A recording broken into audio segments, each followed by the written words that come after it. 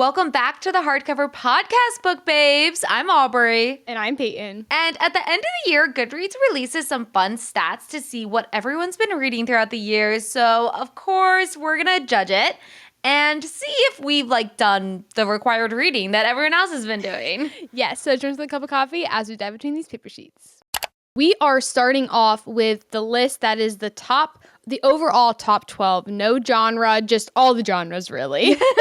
And the link for this is in the description, so please click on that, maybe close your eyes a little bit, and follow along with us as we jump into this. So, number 12, we have been talking, I feel like this book lives rent-free in my head because I want to read it so bad, but I haven't had a reason to read it. And it's Abby Jimenez, Say You'll Remember Me. It's the Taylor Swift line. So obviously, as a Swiftie, I'm like, hello. And I want to so bad because this summer I read Yours Truly because my sister gave it to me. She was like, I'm done with this. Do you want it? I was like, yes, I do. Oh, yes, I do.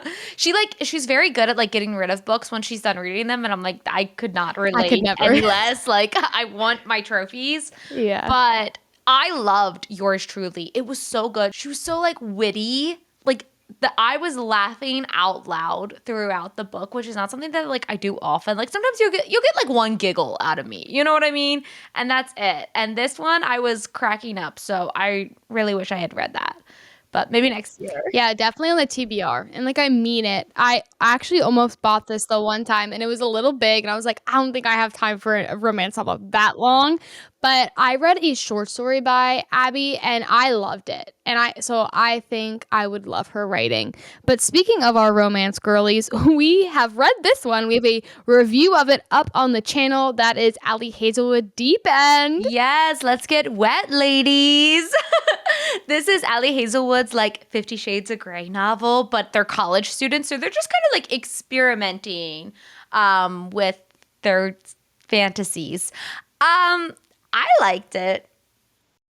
The funny thing is we love Ali Hazelwood here, especially Aubrey, but there's one Ali Hazelwood book we disagree on a lot. But this one, I was like, no, it wasn't, it's a book really about what you're into kink-wise. And the thing is, it didn't go as crazy as I thought it was going to. And I think that's what helped me out a lot because I went in with this okay, I got this, but it ended up being great. The two characters are funny. Our main character is Scandinavian. So if you listen to the audiobook, he has this accent that really took me out of it for a second.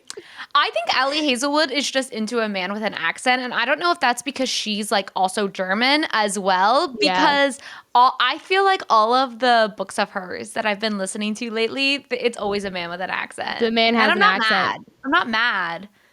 But it takes a second. Yes, but this gets a thumbs up from me. I like Deep End. It's not my favorite Ali Hazelwood, but I liked it. Next up, we have Quicksilver, which Brimstone just came out. We have a review for that one coming very shortly. I'm just a little behind. Very soon. Very, very soon. I'm shocked that Quicksilver made it to this list this year because it came out last year and the past two books have both been 2025 releases.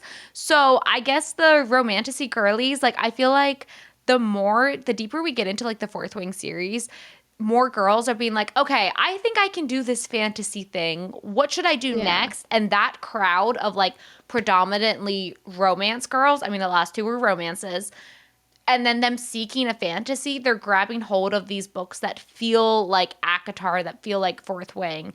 And I think Quicksilver is a good bet. A long bet, but a good bet. Yeah. Yes. And it's giving self-published for sure. And we have a review of this one as well on the channel. Brimstone coming soon. Just finished that one. I really feel I agree with you. Fourth Wing kind of in the ACOTAR wave, and then there's the Fourth Wing wave. And if you were a romance girly and said, I want another romantasy, I'd be like, have you ever heard of Quicksilver? Whereas my cousin, I was like, maybe Quicksilver's not for you, dude, because you like fantasy with a little bit of romance sometimes, but I don't know. But after reading Brimstone, I may double back on that and be like, hey, if you're okay with a little smut, I think you may like it. Interesting. So, okay. I think you may like this. Go Callie Hart. Looking forward to see Brimstone on this list next year because I think it will be. Yeah. And I'm interested if Quicksilver made the cut last year. Definitely wouldn't have made the top. This is not for Romantasy. That was the top 10 book read by Across the board. across the board. This is their top it girls. That's insane. Makes sense why it's being adapted. Yeah, yeah. Number 9, guys, Atmosphere. I could cry. I Honestly. capital F-U-C-K love this book. TJR has done it once again. Yeah. It is obsessed. My mom read this book too, and she's like, I was crying, and the audiobook is so good. Highly recommend. Next up, number 8, Frida McFadden, The Crash. I haven't read any of her books, but I know like the mystery girlies love her, so. Yeah, we can skip this one because we got another one to talk about up here, but I know she's very popular. Number 7, though, Emily Henry. Great Big Beautiful Life. This book, we know it's giving TJR energy, so the fact we were just talking about TJR, the Atmosphere should be above Great Big Beautiful Life. Yeah. I'm sorry. It just should. should. It stinks because I've been reading a lot of Emily Henry lately. I think I've now read all of her books. Officially. So I am fully caught up, and I have to say this is my least favorite. Yeah.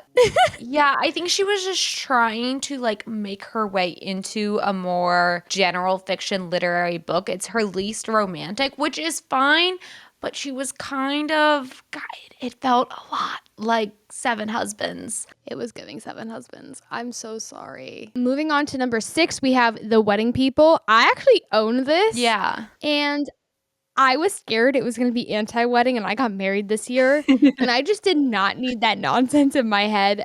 So it definitely is going. I think this is going to be a good January read for me. Yeah, like a nice reset. Yeah, like getting into the year. So I am really looking forward to reading this. Like I own it. I have to read it, and I know it was like Today's Show pick, and the girlies loved it. So, and I love the cover. It's on there, and it takes place in Newport News, which is Peyton's like spot. Yes, that's my jam. Okay, number 5 is 5. The Housemaid. So I have a not book story about this one because this book is being adapted into, I think, a Netflix film or no, Lionsgate, sorry. And with Amanda Seyfried, the dude from It Ends With Us, Atlas, that plays Atlas, and Sydney Sweeney. And the company I work for, it's a kids company, and they are using our toy set in this film. So I've actually talked to like the set decorators. So I have not read this book. And I told myself I was going to read it before the movie came out. So I, could be that person in the movie theater. Of course. But my Nana has read this book, and she's like, it was addicting, Peyton. Like, I loved it. And I feel like she's the perfect demographic for this novel. So that's probably why I haven't read it yet, but my mom eats them up. Wanted to give some substance to the pod by mentioning my story, but yeah. Oh, but you should read it because it's cute because you were like there on the set. I know. I went on set to like deliver it. It was such a Hollywood moment. I loved it. Me in New Jersey. Mind you. Guys, number 1, 3, and 4. Let's make this quick. Are all Fourth Wing. Yeah. What can you do? The funny thing is Fourth Wing has been my favorite book like forever. When it came out, I read it. It's the only book that's ever made me actually cry tears. And I was like, this is it. This is my favorite book. But I have like this oppositional thing about me that when something is ranked 1 and then the rest that don't deserve to be ranked, like Onyx Storm is 1. I get it because it came out this year and everyone read it.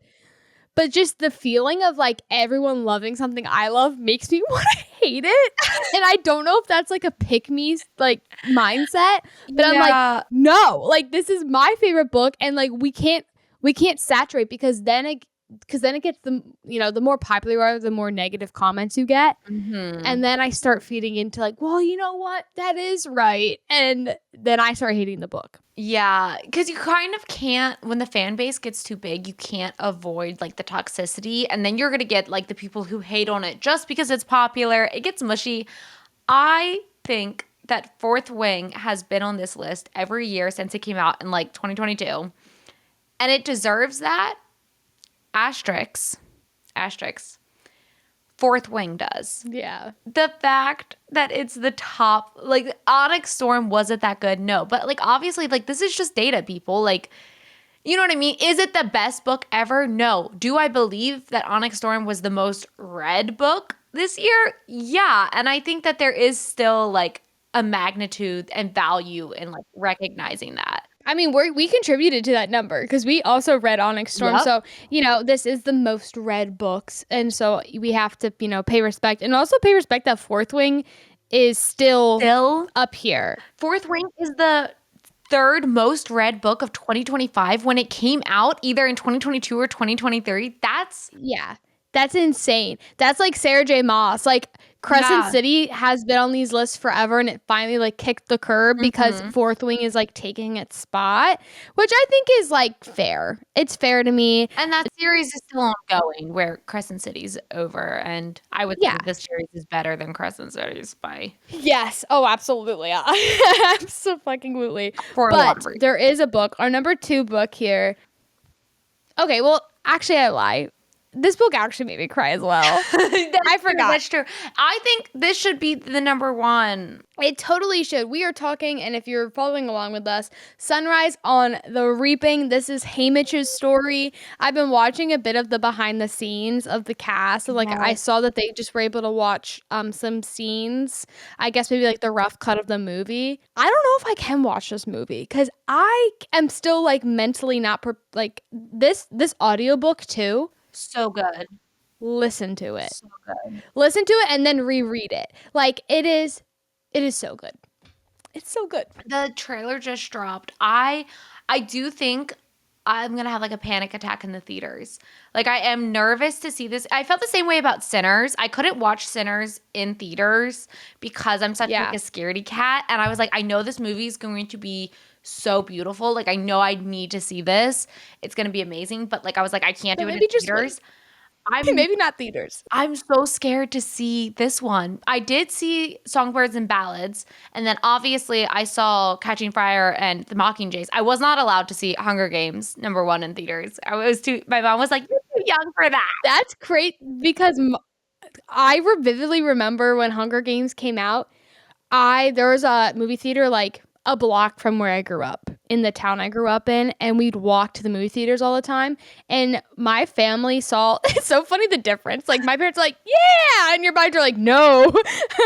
My mom and I, like, we went, I think, like 10 times, except the scene where that girl gets stung to death. Yeah. I would try to act cool, but I was like, oh, I have to use the bathroom. Right before it happened, I would go to the bathroom and like act like I had to use it because I was a little scared. But no, my kids are 12. Sit down. You're watching the Hunger Games. You're getting traumatized, baby. Sit down. Okay, we are now going to scroll our little fingers down to the fantasy section, and we are starting at the bottom once again. So if you were following along, like, kind of peek through your eyes to get there. We're passing a few categories that we'll maybe touch back on later. Down here at the bottom, number 12 is Pernesi by Susanna Clark. When did this come out? The thing is, I have no idea who this book is. 2020 is insane. 2020, yeah.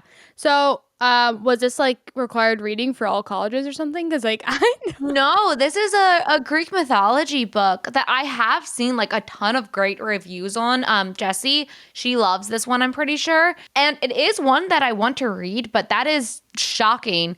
That's shocking. Like, honestly, if I expected like a Greek mythology to like rank, I would expect like Circe or Song of Achilles.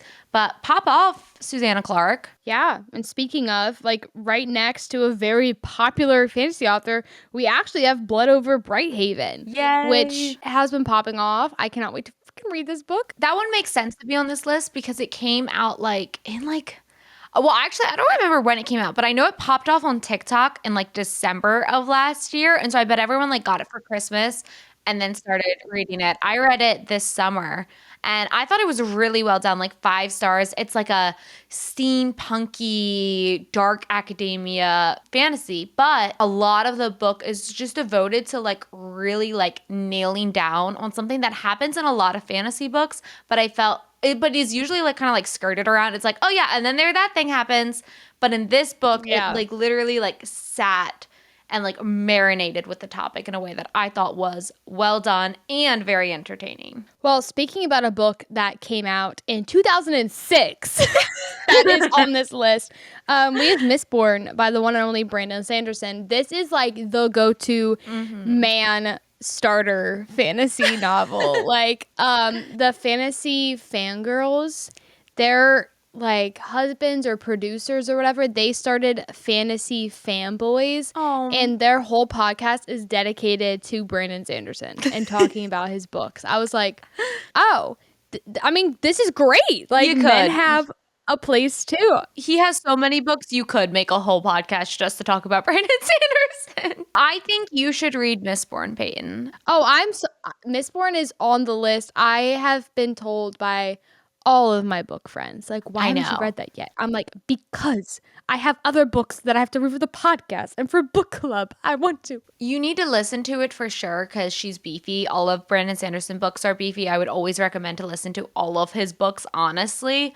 But the magic system is really unique, and I feel like it came out obviously forever ago, but the book girlies are starting to find it, and they're starting to appreciate. Yeah, you know, like there's a lot of white man fantasy out there that like we don't want to touch. But Brandon Sanderson is a king, and he is a feminist, and I love him dearly. Speaking of man fantasy, Dungeon Crawler Carl, I actually just got this for my birthday. I don't know why Jacob got me that one, but it looks... Because it looks like a book a man would read. It's, well, and it's D&D inspired, I believe. However... Ooh, Princess Donut. I do know there's a cat, and I do know it's supposed to be, like, really, really funny. So, like, the book girlies who will touch, like, Brandon Sanderson and some more, like, male fantasy stuff did talk a ton about it over the summer. But I have it. And I won't put it up on my shelf because, look, it's bright fucking pink. That's crazy. The spine. That's, like, old school sci-fi fantasy colors. Yeah, it's supposed to go somewhere around here. That's way too bright. That's way too bright. One of 3 guy friends I have that read, so mind you, he read this. He's like, he rated it 5 stars. He said the book was awesome. And he said, I remember hearing about this from a guy who came to the store I work at, and I thought, yeah, right, I'm not going to read that. But he said there's a lot of pop culture references, and yes, join Coast Guard vet Carl and his ex-girlfriend's cat, Princess Donut, as they try to survive the end of the world. It's supposed to be funny. I love that. I want to listen to it at some point. You just aren't allowed on my shelves because you're the hot pink. I can't do. That's crazy. And it's on KU for anyone who has KU. Well, speaking of something that's not funny, number 8 is Cersei. Cersei came out in 2018. This is by Madeline Miller. I love it so much. Yes.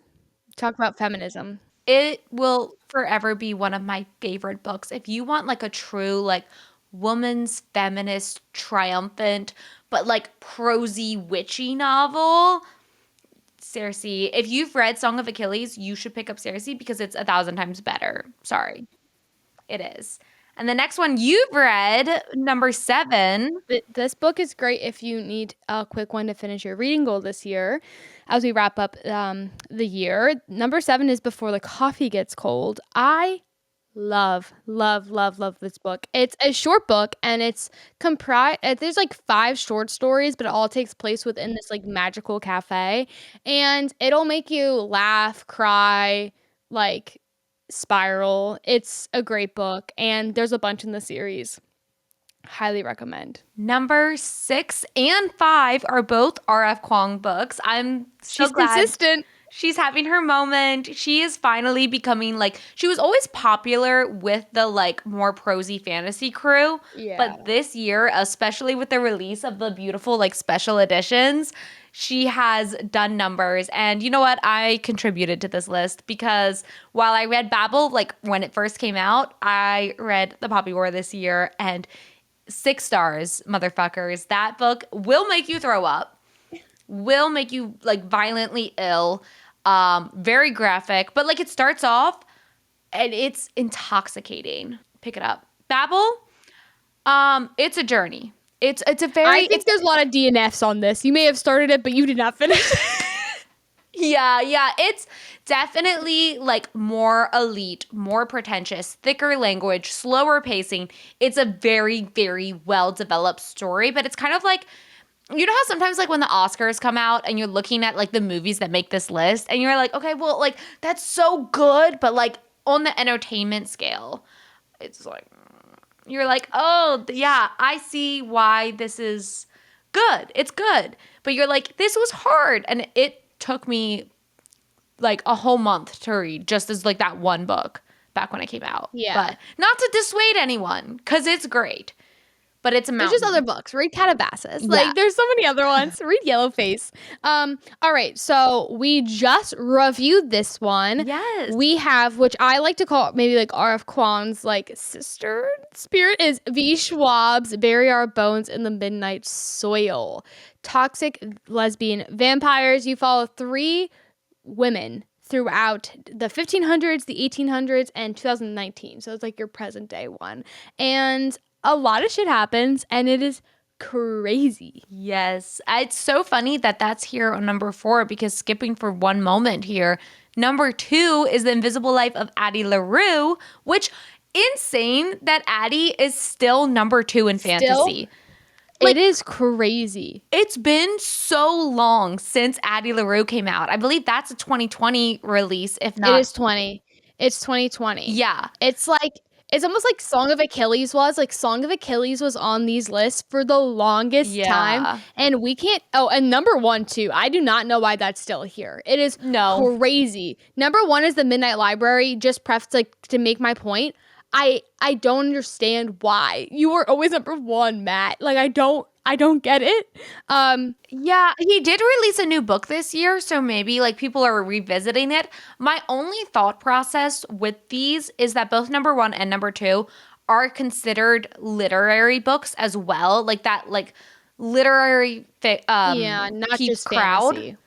will come over and dip their toes into this, which is also why like Romantasy is so popular because the romance crowd. So it kind of like gets like 2 different audiences. But yeah, The Midnight Library being number 1 today. Like when we started the podcast, I'd be like, yeah, absolutely. Today? Yeah, that's so popular. Illegal. In 2020. No. And it's been number 1 for like the past 4 years. It is insane the chokehold that this book has on everyone. But I do have a chokehold. Number 3 is a chokehold on me. And that is The House of the Cerulean Sea.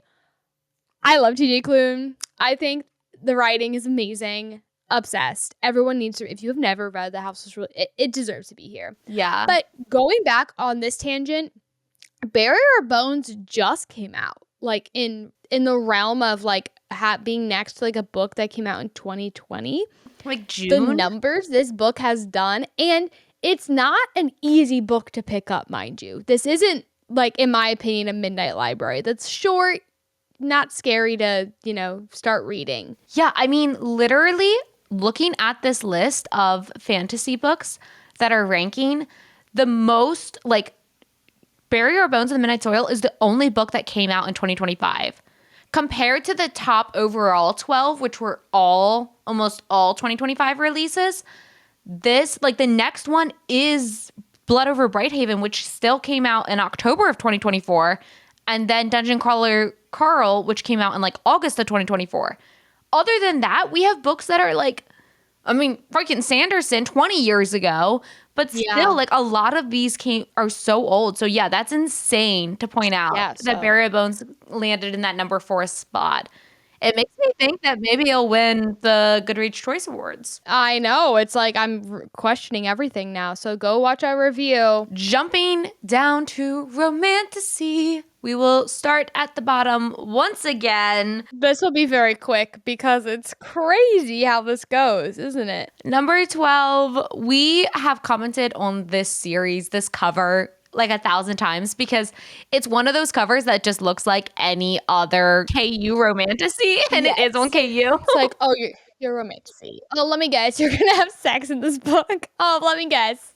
You're gonna have some sort of like shielding shadows magic. Like, okay. Does it feel kind of similar to ACOTAR, but like maybe in the underworld? Oh my God. Yeah. Shield of Sparrows, we didn't jump on that hype train, though I did see the book 2 just got announced. We read Silver Elite instead because they came out like exactly the same time. And I have a feeling that we will be seeing Silver Elite higher up on this list, but I could be wrong. Then number 10, One Dark Window, my baby, my child. Hey, Rachel, I love you. It could be a night in the mop, but it's fine. It's fine. I get it. It's what's most read. We all have to start with One Dark Window. It's fine. Yeah. Love this book. Read it December, literally a year ago. Obsessed. Obsessed. Go watch our book review. Okay, then all of the ACOTAR books. All of Literally, the ACOTAR. slot 9, slot 8, slot 7, slot 6, slot 5. Even the Christmas special made this book, this list. So it is insane. Yeah. So that takes up all the list. We are met with Quicksilver again, which we mentioned at the beginning of the episode. Mhm. That's Callie Hart's Brimstone. The book 2 just came out. I just finished it.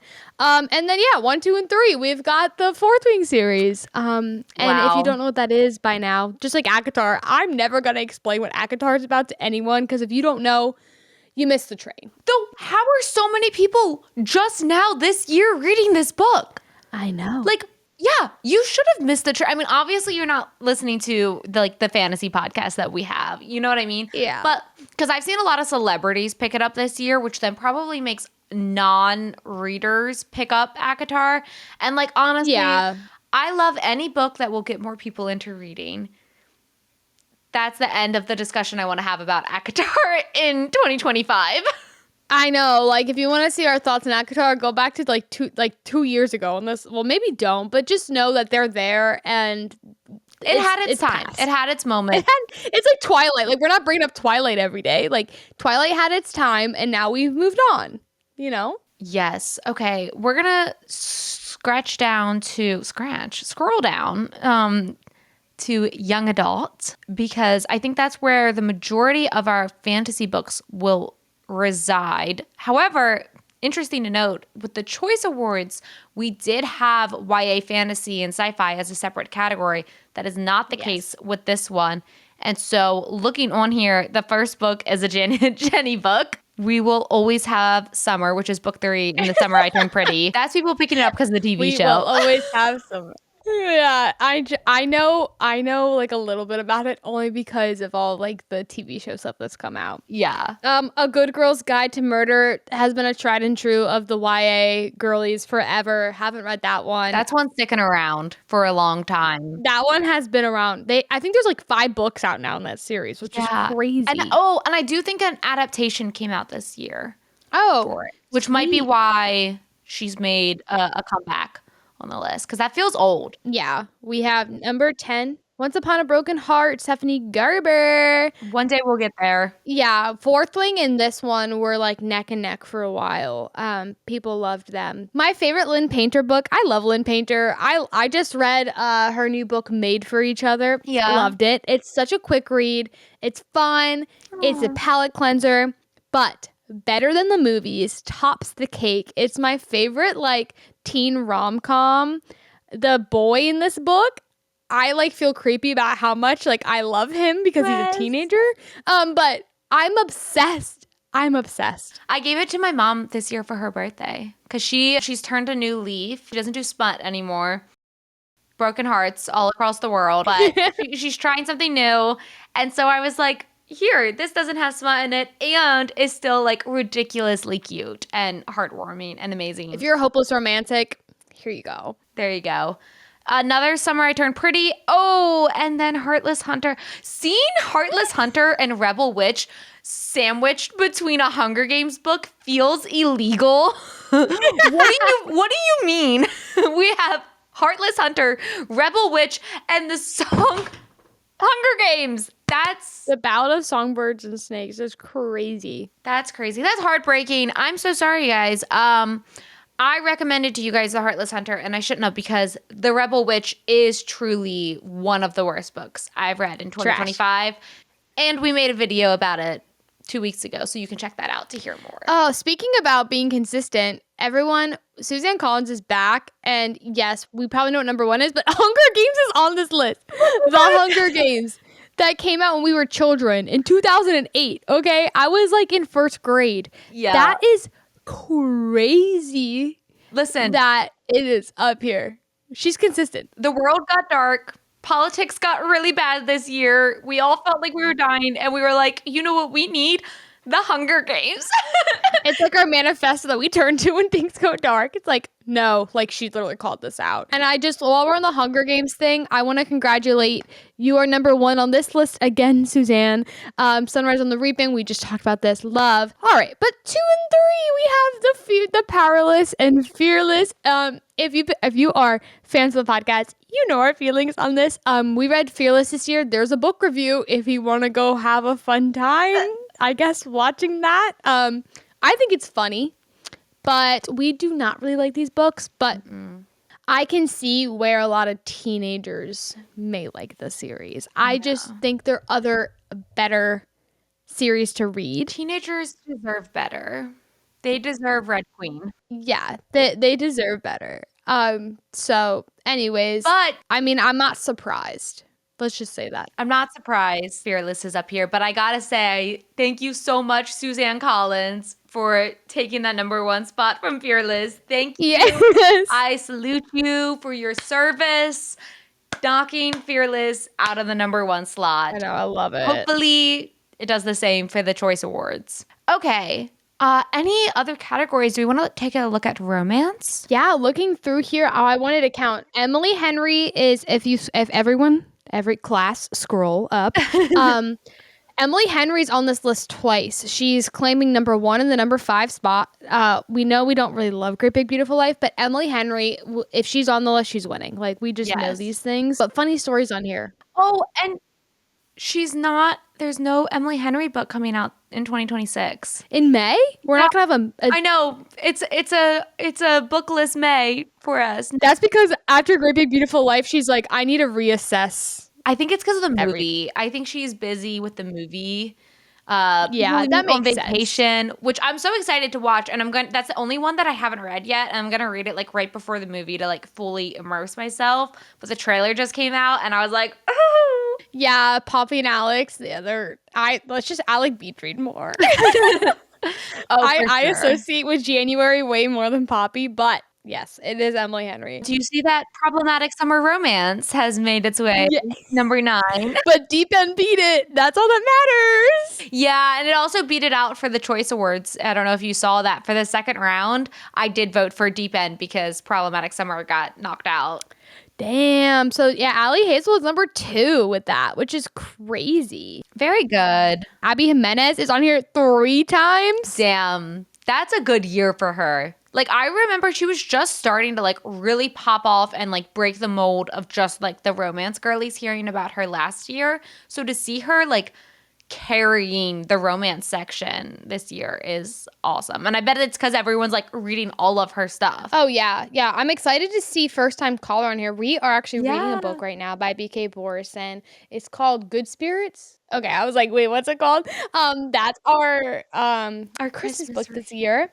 But I've always like have been very interested in this book. And there's actually a girl in book club that told me about this book and she really liked it. So I'm excited. I am reading the Christmas book makes me want to read her other stuff because I think this is the best Christmas book I've ever read. So First Time Caller, like maybe we'll give you a shot. I agree, people. I like what BK's throwing down. Real quick, in the science fiction section, I'm not a science fiction girly, but I read a lot of these this year, which surprised me. We have Parable of the Sower bringing up from like the fucking 90s, but I also read The Parable of the Sower this year. I think it's just the world climate. We are returning to some of these like disaster government books. Then we also have Dark Matter, which I own, Red Rising, Animal Farm, 1984, The Handmaid's Tale. I mean, all of these are like scary. I've been wanting to read The Ministry of Time for a very long time. Yes. Speaking of time. I love that George Orwell's like very prominent on this list because it's very important to read these books right now, especially 1984, especially Animal Farm. As an indie weird girl, though, Project Hail Mary should be number one because That's so shocking. yeah, I don't know who this book is. I who have never known men. It's really short. Actually, we got a commenter asked us once to pick it up and try to read it. Oh, okay. I know Jessie read it and she was like crying. Like it's supposed to be really good. But I'm still shocked that Project Hail Mary, because I just read that this year, and the movie comes out this spring, is not number one.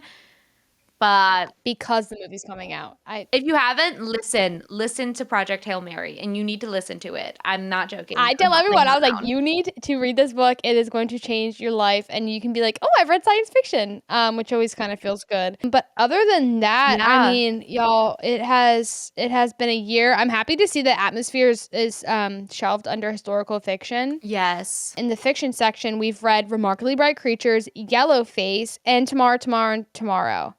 Which Thank you, book club. Thank you, book club,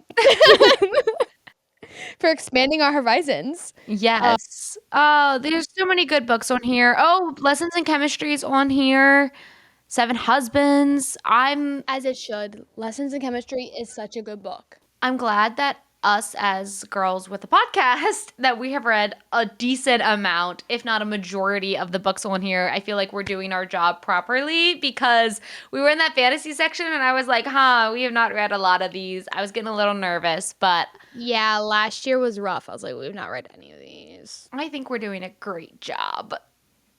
Yes. So, let us know what books you've read on the list this year. I also want to know your hot takes. What do you think?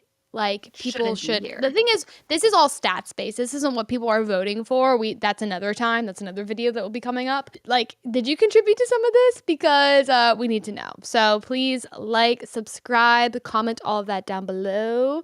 And yeah. Thank you so much for joining us and happy reading.